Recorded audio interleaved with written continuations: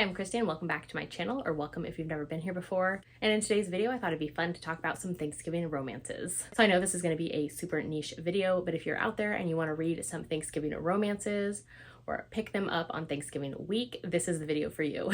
I'm one who loves like any seasonal or holiday novella or story, and so I've never seen a Thanksgiving romance rec video out there, so I thought it'd be fun to put one out there. So in this video, I'm going to be breaking down 10 Thanksgiving romances that I read. So first up is A Match Made for Thanksgiving by Jackie Lau. This is actually part of her Holidays with the Wongs novella collection that she's put out. So this is one that is set in Canada, which of course Canada has an entirely different day and month for Thanksgiving than we celebrate here in the US. So this one is the first novella in the holiday series. And in this, the hero is at a bar one night and he overhears the heroine talking about how it is so hard to have a one-night stand. So he goes over and introduces himself right away, and then they actually end up hitting it off and head off for their one-night stand together. So they end up sharing one really amazing night together. They both kind of secretly want more, but they don't want to say it to the other, and they end up parting ways. So later on, the hero actually shows up at his parents' house, the Wongs, for Thanksgiving, and when he gets there, his mom tells him that she has set up all of her kids with blind dates.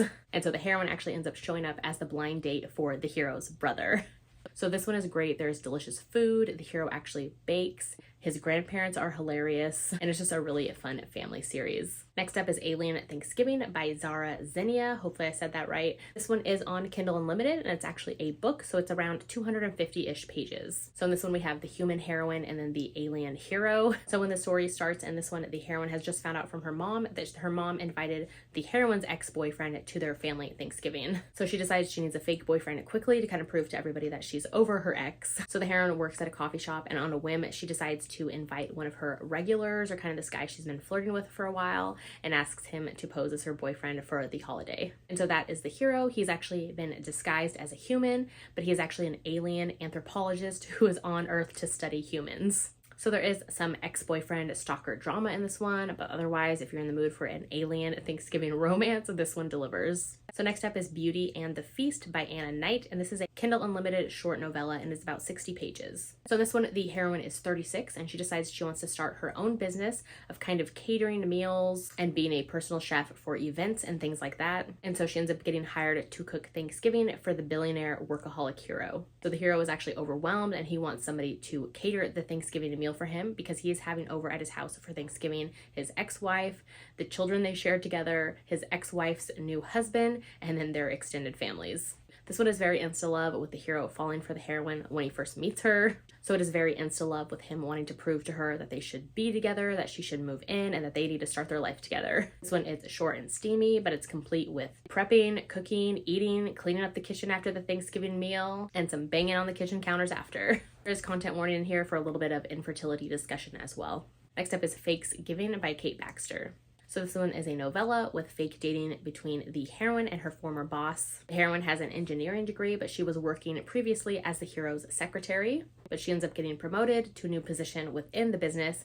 And so since he is no longer her direct boss, he decides it's the perfect time that he can make the move on her. So there's been some mutual pining between the both of them, but he never wanted to act on it while he was her direct supervisor. The hero and the heroine of this are both Star Trek fans. So the heroine hasn't been back home in about 2 years because her ex-boyfriend actually ended up starting to date her sister. So when she finds out from her mom that her ex and her sister are engaged, she on a whim tells her mom, well, that's great because I'm bringing a boyfriend home for Thanksgiving as well.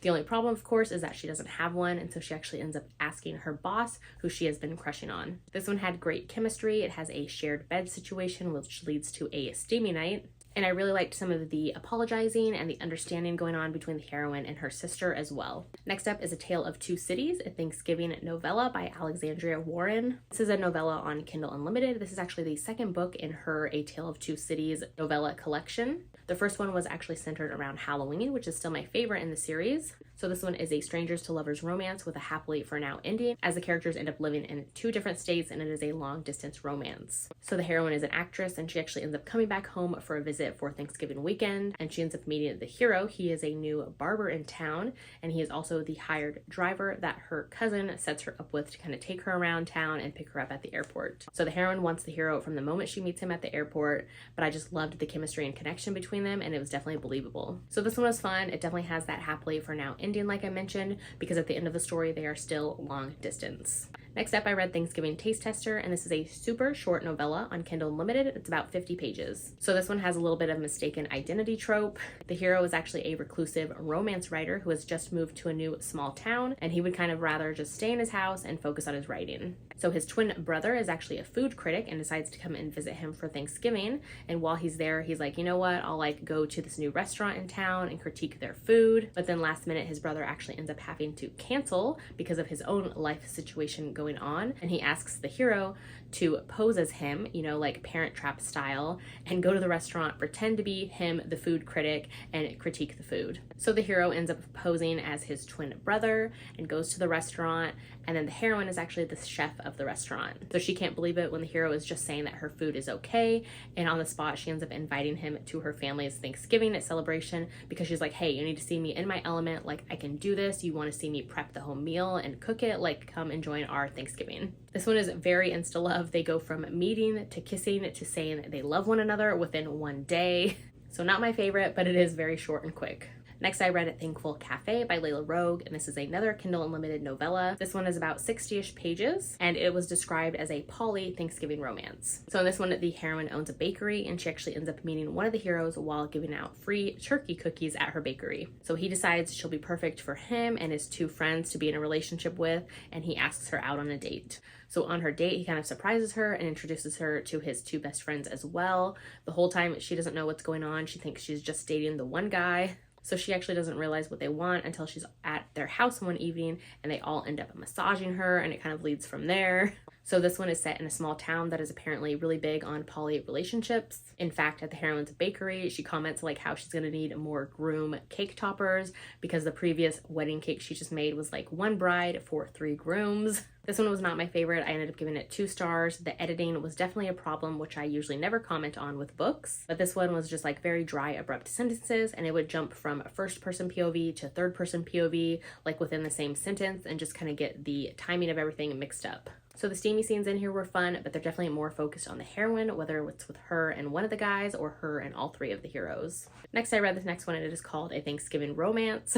I literally just typed in Thanksgiving romances on Kindle Unlimited and just grabbed whatever popped up. So this one is a small town opposites attract novella. It's on KU and it's 70 pages. So this one was actually one that I thought was going to be very like wholesome and hallmarky from the cover, but it's actually the one that was the messiest of the ones I've read. So basically in this, the hero has always had a crush on the heroine. Her brother was best friends with his brothers growing up and they all went to high school together. The hero was always like the nerdy one growing up and didn't fit in. He was very overshadowed by his other brothers who grew up to become firefighters like their father. So the hero moved away. He became like a risk analyst for an insurance firm, but now he's back home for the holidays and runs into the heroine. So the heroine is an elementary school teacher, and she was definitely always the hero's like dream girl. So when he runs into her, he thinks it's a perfect chance to finally get the girl, even though he's actually already engaged.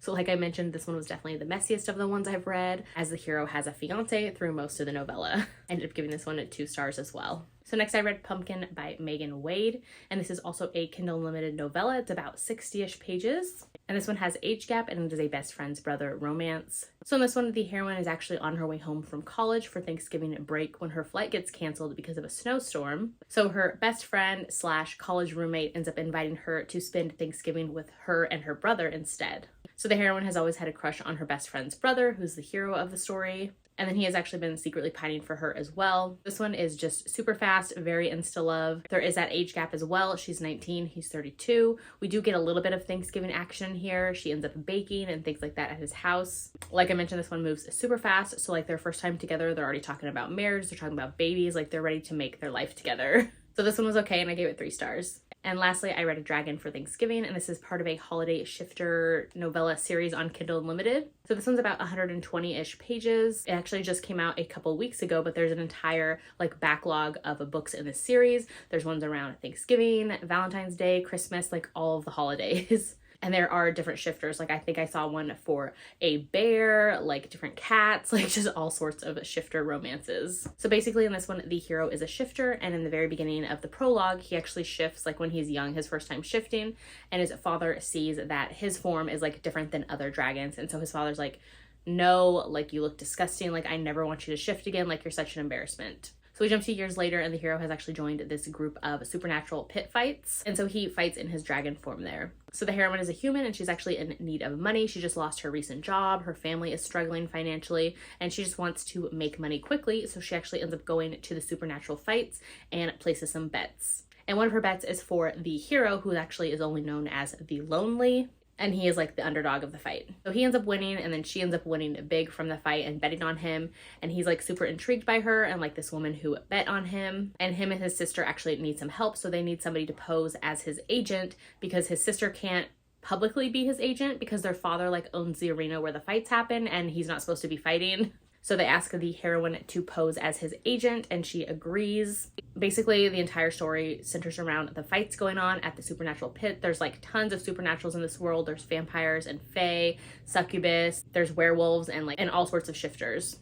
So at one point in the story, the hero does get disinvited from his father for their family's Thanksgiving celebration. So the heroine actually invites him to join her family for Thanksgiving. So this one was not my favorite. I just wanted it to be over. I thought it was way too long for the 120 pages. I also thought the romance in here was very lackluster and barely there. Like, it was just super vague their first time getting together. I didn't even realize it happened. I had to scroll back and like, did I miss something? But no, it was just like super vague and just like blah.